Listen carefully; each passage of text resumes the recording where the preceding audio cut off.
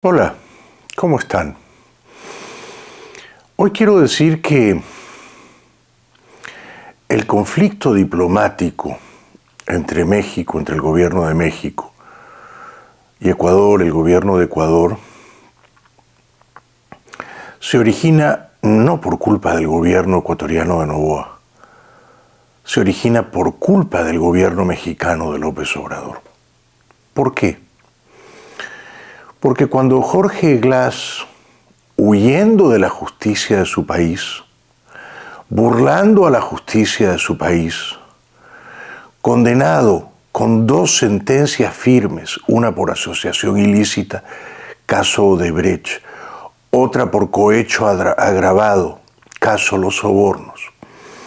Cuando Jorge Glass decía, el ex vicepresidente corrupto de ese país, entró en la embajada mexicana y pidió asilo político, como si fuera un perseguido político, un perseguido por sus ideas políticas, entonces el gobierno mexicano debió decirle, a través de su embajadora en Quito, señor Glass, le tenemos mucho aprecio, pero lamentamos decirle que, según la Convención de Caracas de 1954, el asilo político solo se le puede conceder a un perseguido político.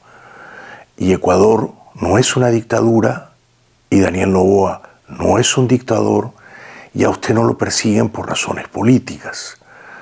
Usted ha sido condenado 2 veces por corrupción. Usted ha sido condenado por robar dineros públicos, por aceptar sobornos. Usted tiene que presentarse, como ha recordado la canciller ecuatoriana, muy bien, todas las semanas para cumplir el régimen de libertad provisional que le ha sido concedido generosamente por un juez curipalo que recibió sobornos de un narco, el patrón, para dejar en libertad condicional a Jorge Glass. Entonces, señor Glass, usted tiene que presentarse todas las semanas ante la justicia ecuatoriana. Por tanto, el gobierno de México y su legación diplomática en Quito no van a conspirar contra la justicia ecuatoriana, protegiéndolo a usted y sacándolo a usted del Ecuador rumbo a México en un avión militar de la Fuerza Aérea Mexicana, un Hércules, porque este era el plan de López Obrador, que un Hércules de la Fuerza Aérea Mexicana aterrizara en Quito, que Glass fuera conducido en un coche de la Embajada Mexicana hasta el aeropuerto y que Glass saliera de Ecuador en ese Hércules mexicano. Entonces, la Embajada Mexicana en Quito debió decirle a Jorge Glass, 1000 disculpas, pero usted no califica para el asilo, usted se tiene que retirar, preséntese semanalmente a la justicia de su país, si no lo hace corre el riesgo de perder el régimen de libertad provisional y demuestre ante los tribunales independientes del Ecuador que es una democracia, que usted es inocente. Si no lo puede demostrar, entonces usted volverá a un calabozo. Ya Glass había pasado 4 años y medio en la cárcel por el caso Odebrecht. Pero no, por decisión arbitraria, provocadora, indefendible de López Obrador, se entrega, se concede inmerecidamente el asilo político a un ladrón, a un delincuente, Jorge Glass. López Obrador decide desairar al gobierno ecuatoriano de Noboa unos días después de haber sugerido que Noboa podía tener algo que ver con el crimen perpetrado el año pasado contra el candidato opositor, el periodista, mi amigo Fernando Villavicencio. Porque López Obrador tuvo la desvergüenza, la mala leche, el espíritu acanallado de decir que Noboa había ganado gracias al asesinato de Villavicencio y que Luisa González, la candidata de la izquierda correísta, había perdido debido al asesinato de Villavicencio, por lo tanto que Noboa parecía sospechoso de ese crimen. Ya esta era una primera provocación de López Obrador. Sumada a esa provocación, el presidente mexicano, defensor adulón de las peores dictaduras de la región, escala en su apuesta contra el presidente ecuatoriano Noboa y decide darle el asilo, abusando del recurso del asilo, violando el espíritu del recurso del asilo a un señor Jorge Glass, que no es perseguido político y que es un ladrón, que es un delincuente y que tiene que presentarse semanalmente ante la justicia ecuatoriana. Entonces la culpa de este conflicto la tiene completamente López Obrador, completamente. López Obrador pretendía que Noboa se quedara cruzado de brazos, pretendía humillar a Noboa, pretendía que un avión Hércules de la Fuerza Aérea Mexicana aterrizara en Quito, que Glass saliera de la embajada mexicana en esa ciudad como un perseguido político, en un coche, en un auto de la embajada, y que saliera de Ecuador fugando al exilio, como ha hecho su jefe, mentor y padrino Rafael Correa, huyendo de la justicia ecuatoriana, burlando al imperio de la ley en su país. Noboa ha impedido eso.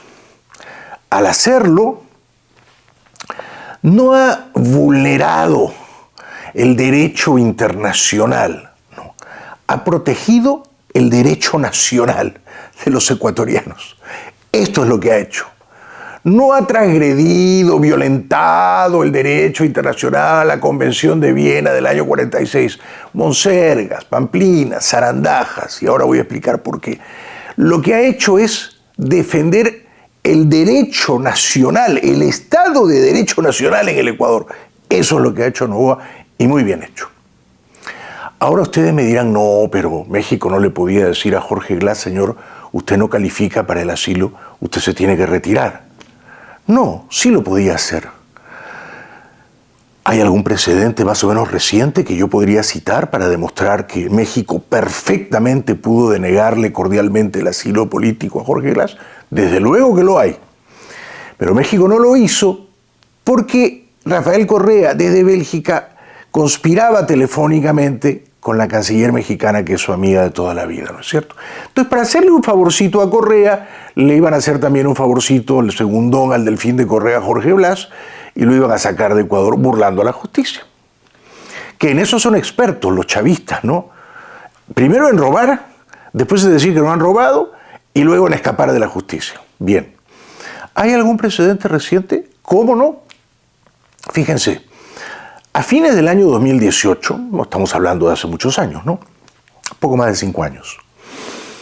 El expresidente peruano Alan García se refugia en la Embajada de Uruguay en Lima.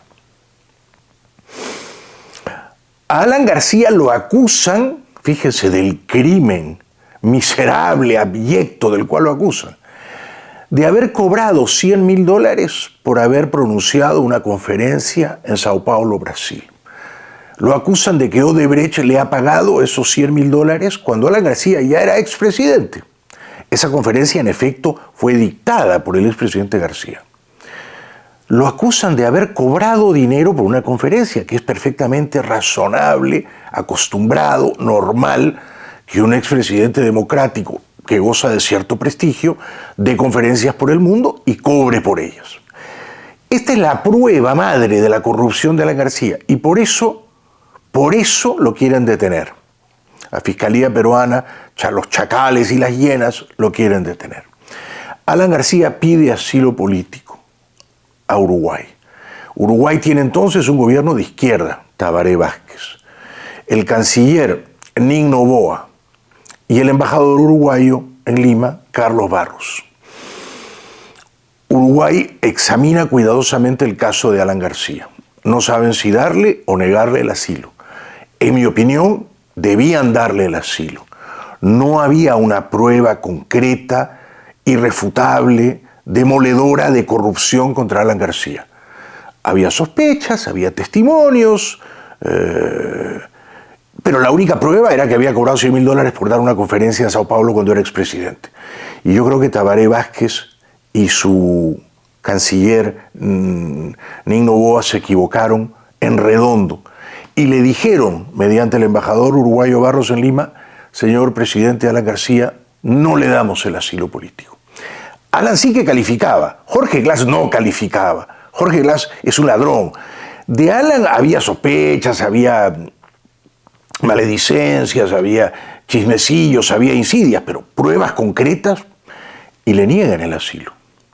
Y Alan sale humillado de la embajada ecuatoriana, después de haber estado, de la embajada uruguaya, perdón, Alan sale de la embajada uruguaya en Lima, después de haber estado más o menos 3 semanas ahí, pensando ya en lo que iba a ser 3 o 4 meses después, o sea, en quitarse la vida para que la Fiscalía peruana no lo arrastrara a un calabozo. Y en efecto, unos pocos meses después, cuando los fiscales llegan a su casa, Alan se pega un tiro, se mata. Si Uruguay, Tabaré Vázquez, le hubiera dado el asilo político como debió dárselo, porque él sí podía calificar como un hombre que estaba siendo perseguido por sus ideas políticas, porque no había pruebas de corrupción, Alan García estaría vivo y estaría, supongo, viviendo en Montevideo, ¿no? Uruguay se equivocó. Ahora, se afirma que México tiene una larga tradición de haber entregado asilos políticos, y es verdad. México, por ejemplo, entregó asilo político a Trotsky y fue asesinado en México. Entregó asilo político a Fidel Castro a mediados de la década del 50, cuando Fidel Castro pudo haber sido fusilado por Batista, pero lo dejaron libre y huyó a México. México concedió asilo político al Shah de Irán, concedió asilo político a la familia de Salvador Allende. Entonces sí, es verdad que México tiene una larga tradición de honrar el asilo político, pero el asilo político tiene que entregarse a personas que califiquen, no a cualquiera que lo pide, no a cualquier bandido, a cualquier pillarajo, a cualquier asaltante como Jorge Glass que va y lo pide. 2 cosas más. No deja de ser una ironía que así como ahora López Obrador y su impresentable gobierno querían proteger a un ladrón, Jorge Glass, hace pocos años quisieron también darle el asilo político y sacar del Perú al entonces presidente Pedro Castillo. Fíjense, Castillo había dado un golpe de Estado, había pronunciado un mensaje a la nación anunciando que cerraba el Congreso. Era un autogolpe, era un zarpazo chavista contra la democracia peruana. Era dinamitar la democracia peruana desde adentro, siguiendo el modelo chavista. Castillo quería convertirse en un dictador chavista en el Perú. Castillo pide asilo político a México cuando ve que los militares no respaldan su golpe chavista. Y López Obrador le dice, sí, anda a la embajada antes de que te arresten, te damos el asilo, te sacamos de Perú. Rumbo a la embajada mexicana en Lima, donde le iban a dar el asilo político a un golpista, a un enemigo de la democracia, a un señor que acababa de dinamitar la Constitución peruana tratando de cerrar el Congreso. La policía detiene a Castillo, el presidente golpista, el aspirante a dictador chavista, y evita que entre en la embajada mexicana, que pida el asilo y que escape a México. Entonces, esta no es la primera que hace México, ¿eh? Esta es la segunda y quizá la tercera, ¿no? O sea, Glass no calificaba para el asilo, era un ladrón, se lo dieron. Castillo no calificaba para el asilo, ya se lo habían prometido, ya se lo iban a dar, era un dictador chavista, y López Obrador tomaba partido por el dictador chavista y no por la democracia peruana, y aún ahora sigue defendiendo al dictador chavista Pedro Castillo. El último precedente, Evo Morales. Más o menos un año después de que Uruguay le negara el asilo a Alan García en Lima, López Obrador sacó a Evo Morales, que había hecho un fraude descarado, un fraude incluso comprobado por los observadores de la OEA. Lo sacó con un avión Hércules de la Fuerza Aérea Mexicana y le dio el asilo político en México. Entonces, está demostrado en los casos de Evo Morales, dictador que organizaba y ejecutaba fraudes electorales. En el caso de Pedro Castillo, presidente peruano que quiso convertirse en dictador chavista. Y en el caso de Jorge Glass, probado ladrón, está demostrado que el señor López Obrador usa la figura del asilo político, quiero decir, abusa de la figura del asilo político para proteger a sus amigotes, no obstante que esos amigotes violan la ley. Por eso, y aquí termino, es una gran ironía que López Obrador, Maduro, Díaz-Canel, Ortega y otros charlatanes de izquierda digan, oh, Daniel Noboa ha violado el derecho internacional, oh, ha violado el derecho internacional. Ellos, Maduro, Díaz-Canel, Ortega, el propio López Obrador, violan el derecho nacional mañana, tarde y noche, ¿verdad? ¿Qué autoridad moral tienen para hablar de derecho internacional o de derecho nacional o del Estado de Derecho? Son dictadores. Ahora salen en defensa del derecho internacional en Ecuador. Bueno.